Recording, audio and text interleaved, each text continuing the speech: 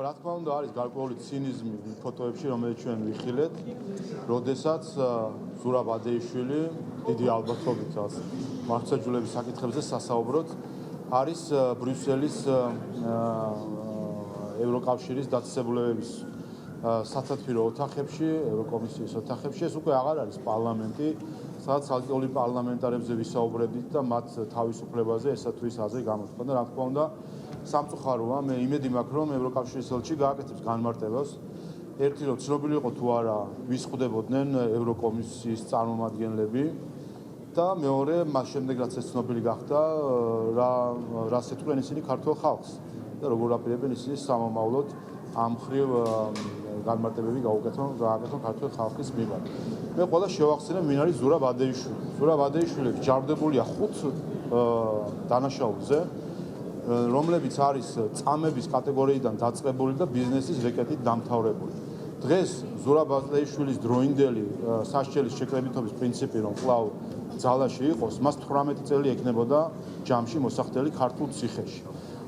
ეს ადამიანი არის შემოქმედი ადამიანების წამების სისტემის შექმნისა, ბიზნესის რეკეტის სისტემის შექმნისა. ეს ადამიანი არის განსახიერება ყველაფრისა, რაც არის ანტიევროპული, ანტიჰუმანური.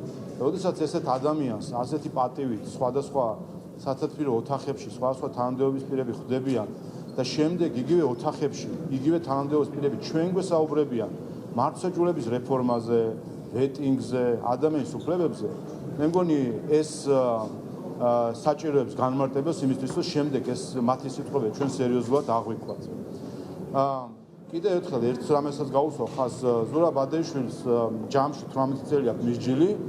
ის არის ეგრეთ წოდებული არის არა უბრალოდ პოლიტიკურად საანქციის ქვეშ მყოფი ადამიანი საქართველოსგან, არამედ სასამართლო სტანდარტით დასანქცირებული ადამიანი, რომელიც სასჯელის აღსრულებასაც ელის ქართველი ხალხი და როდესაც საქართველოს მხრიდან დასანქცირებული ადამიანი შემდეგ ასეთი ფოტოებით გაირკვევა რომ არის ხან ბუნდესტაგში ზის კომიტეტის სხდომაზე, ხან ევროკომისიაში ზის მაღალი თანამდებობის პირების კაბინეტებში, რა თქმა უნდა ეს ჩვენთვის არის აღმაშფოთებელი.